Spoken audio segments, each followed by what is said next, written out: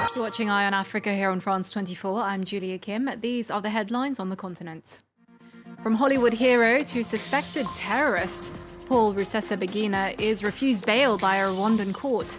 The high-profile government critic awaits trial on charges including terrorism and financing rebel groups.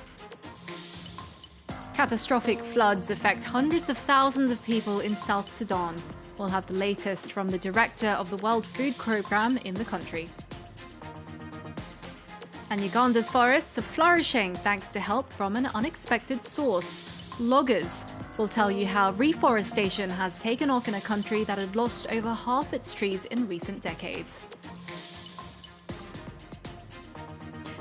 But first, Paul Rusesabagina, whose story inspired the film Hotel Rwanda, will stay behind bars.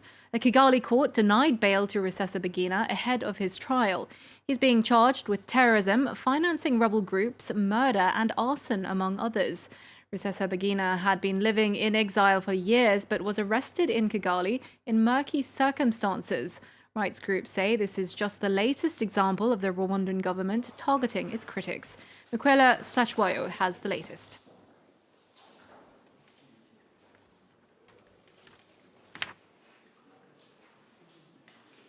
Rusesabagina has lived in exile since the 1990s, where he became a critic of President Paul Kagame. He also joined political opposition and also expressed support for an armed struggle against the Rwandan government. Rusesabagina is a cancer survivor. Today, he cited his poor health for reasons to be granted bail. However, the judge said that he may sabotage the investigation and therefore needs to remain behind bars. Rusesabagina plans to appeal this decision. However, if convicted, he faces life in prison. Paul Rusesabagina is also a resident of the US, and American officials said that they are monitoring the situation. He also holds Belgian citizenship, and officials there said that they were not involved in his arrest. It's still not clear, however, how he ended up under arrest in Kigali. The opposition groups there, as well as his family, say that he was kidnapped in Dubai after flying in from his home in the US. The opposition groups say that they are routinely targeted all over the world. They say that the critics of the government and President Paul Kagame either end up killed or kidnapped within Rwanda or abroad. Nigeria's northwestern Kaduna state is now home to the nation's strictest laws against rape. Men convicted of rape will face surgical castration, and anyone raping a child under 14 years old will face the death penalty. Reports of sexual assault have risen dramatically during the coronavirus lockdown in the country. Women's rights protests across the country had called for tougher punishments, including execution. Now, catastrophic floods have affected 500,000 people in South Sudan. One of the worst affected areas is the eastern state of Jonglei, where over 120,000 people have fled their homes. Prior to the flooding, recurring violence had forced the government to declare a state of emergency there last week. This, the pandemic, and the threat of waterborne diseases have pushed many deeper into hunger and poverty. Well, earlier we spoke to the World Food Programme South Sudan country director, Matthew Hollingworth. He had this to say.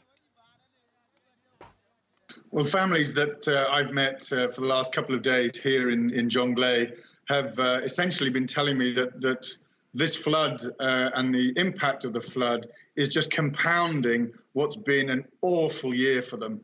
Many people were already displaced because of conflict this year. We've seen the worst fighting in Jonglei State this year for some 5 years or more. But also, people were affected by the COVID-19, secondary impacts on the economy. Things are much more expensive. Supply chains have been interrupted. But with displacement from conflict and now floods as well, they're really in a desperate situation. What are the current challenges at the moment getting aid into those affected regions? I mean, first of all, the floods have cut off the main arteries around Jonglei, which are always very tenuous anyway, given the paucity of infrastructure in this country. but this has made it much worse. It's also at a time when typically we're starting to come out of the lean season, the worst part of the year, when harvests from the previous season have run out and people are at the most desperate. But now should normally be a time of hope and joy because the new harvest starts to come in. But these floods have sort of decimated those harvests. A lot of the land that's cultivated or that was cultivated is underwater. So people are in a really difficult situation. And we're having to respond quickly to provide immediate needs for them, but also start looking to the longer term because we know they're going to be starting the new season with very little in hand in terms of their own produce.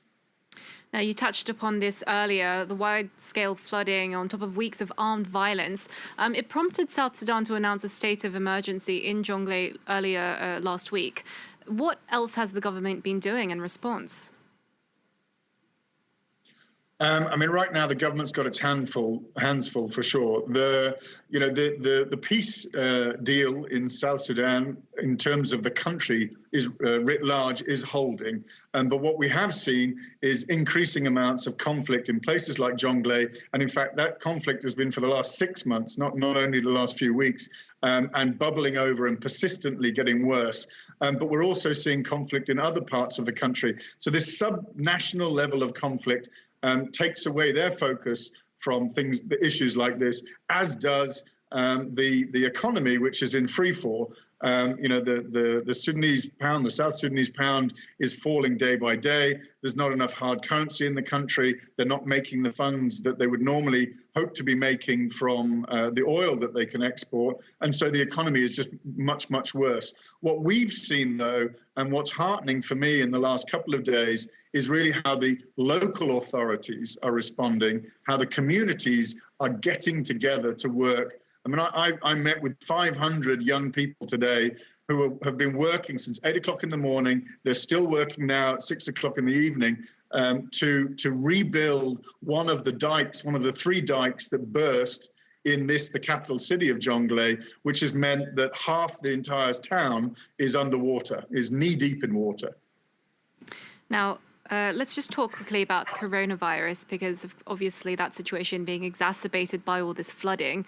How has the country been dealing with the outbreak?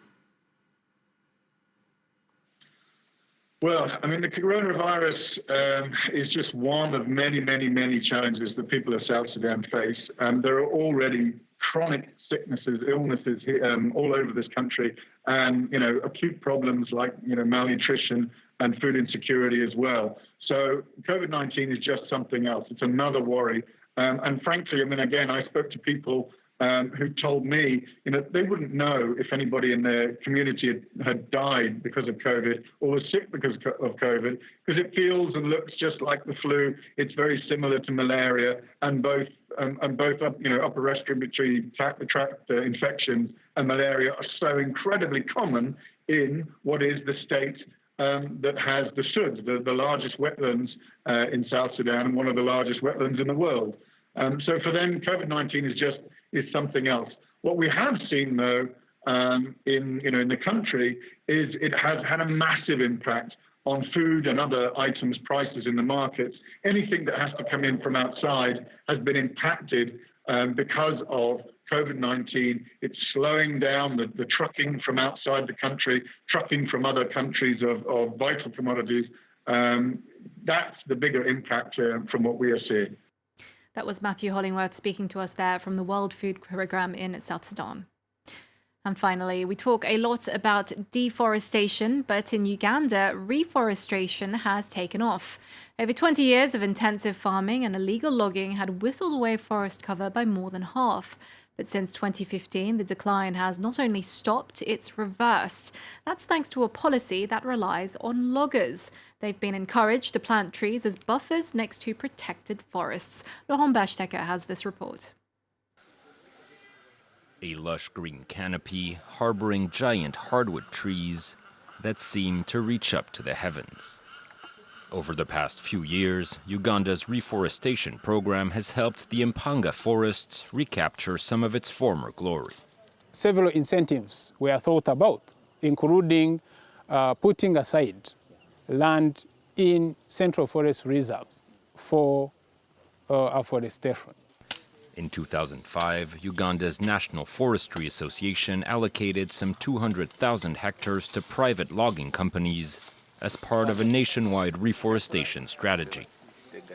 15 years on, nearly half of that surface is now covered in trees.